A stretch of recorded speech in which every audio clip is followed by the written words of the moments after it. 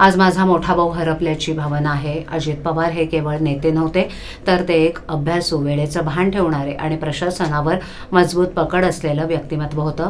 अशा शब्दात उपमुख्यमंत्री एकनाथ शिंदे यांनी अजित पवार यांच्या निधनावर तीव्र शोकभावना व्यक्त केली आहे. बारामतीजवळ विमान उतरत असताना झालेल्या भीषण अपघातात महाराष्ट्राचे उपमुख्यमंत्री अजित पवार यांचं दुर्दैवी निधन झालं. या घटनेमुळे संपूर्ण राज्यात शोककळा पसरली असून राजकीय, सामाजिक आणि प्रशासकीय स्तरावरून श्रद्धांजली अर्पण करण्यात येते. अपघाताची बातमी मिळताच उपमुख्यमंत्री एकनाथ शिंदे बारामतीकडे रवाना झाले. रवाना होण्यापूर्वी त्यांनी माध्यमांशी संवाद साधताना अजित पवार यांच्याशी असलेल्या आपल्या आठवणींना उजाळा दिला. आम्ही अनेक वर्ष एकत्र काम केलं. अजित पवार हे पहाटेपासूनच कामाला लागायचे. सकाळी 6 वाजताही त्यांनी आदेश दिल्याचं मी स्वतः पाहिलंय. प्रत्येक विषयाचा सखोल अभ्यास करूनच ते बोलायचे. रोखठोक स्वभाव असला तरी मनानं ते अत्यंत निर्मळ होते, असं शिंदे यांनी सांगितलं.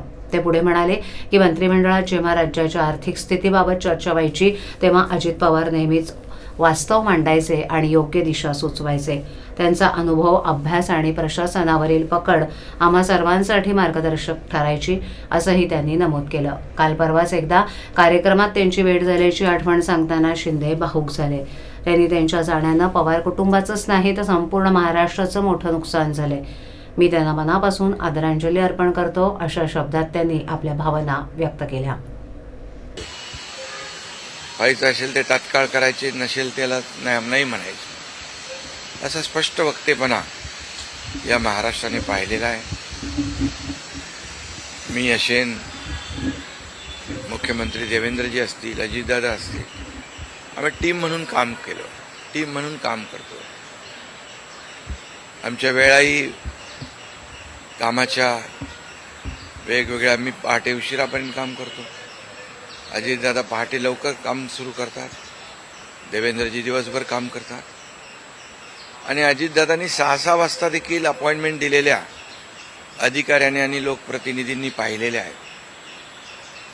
अतिशय वेळेचं महत्त्व आणि वेळेचं भान ठेवणारा नेता हरपलेला आहे. खरं म्हणजे काल परवाच आमची एका कार्यक्रमामध्ये भेट झाली. सरन्यायाधीश आपले भारताचे मुंबईत आले होते आणि ते येण्यापूर्वी आम्ही तिथंच एका चेंबरमध्ये बसलो होतो आणि त्यावेळेस झालेल्या चर्चा, गप्पा गोष्टी, आजही सकाळी जेव्हा मला त्यांची ही घटना कळली तेव्हा तेच समोर त्याच आठवणी काल परवाच्या येऊ लागल्या. खरं म्हणजे माझ्यापेक्षा ते राजकारणात देखील अनुभवी नेते, गेल्या अनेक वर्षापासूनचा त्यांचा अनुभव, वयाने देखील माझ्यापेक्षा ते मोठे होते माझ्या आणि अनुभवाने देखील.